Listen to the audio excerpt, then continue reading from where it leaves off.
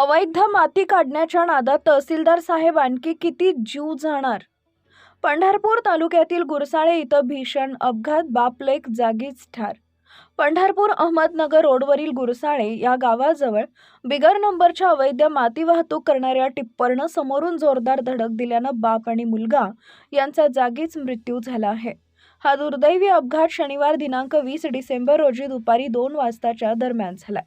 माढा तालुक्यातील उजनी गावातील रघुनाथ उत्तम लोकरे वय वर्ष 42, राहणार उजनी, तालुका माढा आणि त्यांचा मुलगा नरसिंग रघुनाथ लोकरे वय वर्ष 13 हे आपल्या गावाकडे MH 45 AH 0254 या क्रमांकाच्या मोटरसायकलवरून जात असताना साखर कारखान्याकडून भरधाव वेगाने येणाऱ्या टिप्परनं त्यांना धडक देऊन चिरडले. या अपघातात दोघा बाप लेकरांचा जागीच मृत्यू झाला आहे. अपघात झाल्यावर शाळेत शिकत असलेल्या मुलाची पुस्तकं रस्त्यावर पडली होती.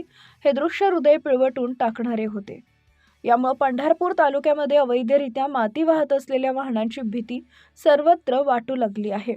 यावर सोलापूर जिल्हा प्रशासक व पंढरपूर तालुका प्रशासन कोणती कारवाई करणार व अवैधरित्या माती वाहतूक करणाऱ्या गाड्या थांबवणार का, हे पाहणं तितकंच महत्त्वाचं ठरणार आहे. अपघातानंतर टिप्पर चालक गाडी सोडून पळून गेलाय.